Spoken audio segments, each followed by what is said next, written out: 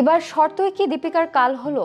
বলিউডের সুপারস্টার দীপিকা পাড়ুকোন একের পর এক সিনেমা থেকে বাদ পড়ার খবর নিয়ে আবারও আলোচনার কেন্দ্রে চলে এলেন। সম্প্রতি দক্ষিণী পরিচালক সন্দীপ রেড্ডি বঙ্গার স্পিরিট সিনেমা থেকে বাদ পড়ার পরই কয়েক মাসের মধ্যেই একই ঘটনা ঘটেছে কল্কি 2898 এডির সিকুয়েলে।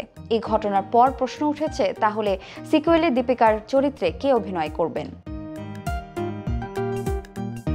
বলিপাড়ার সূত্র, প্রিয়াঙ্কা চোপড়া হতে পারেন সেই চরিত্রের নতুন নায়িকা। নেটিজেনদের একাংশের মতে চরিত্রে প্রিয়াঙ্কাকে বেশি মানাবে, যদিও নির্মাতারা এখনো আনুষ্ঠানিক ঘোষণা করেননি।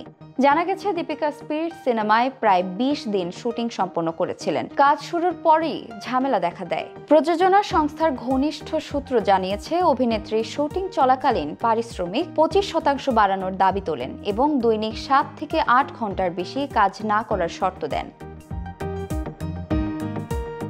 প্রথম সিনেমায় যে প্রশংসা তিনি অর্জন করেছিলেন, তারপরে সিকুয়েলে তার চরিত্রে অন্য কাউকে নেওয়া সম্ভব হবে না। এই অতিরিক্ত আত্মবিশ্বাসী কি তার জন্য বিপদ ডেকে এনেছে? যদিও এই ঘটনায় দীপিকার পক্ষ থেকে এখনো কোনো মন্তব্য পাওয়া যায়নি। বর্তমানে অভিনেত্রী নতুন ফোকাস দিয়েছেন কিং সিনেমার কাজে। এদিকে বলিপাড়া এবং নেটিজেনরা আগ্রহের সঙ্গে দেখছেন প্রিয়াঙ্কা চোপড়া কি সত্যি সিকুয়েলের নতুন নায়িকা হবেন এবং দীপিকার ভবিষ্যৎ সিনেমা ক্যারিয়ারে এই ঘটনার প্রভাব কি হবে। দীপিকার একের পর এক সিনেমা থেকে বাদ পড়ার ঘটনা বলিপাড়ার নতুন চর্চার কেন্দ্রবিন্দুতে পরিণত হয়েছে।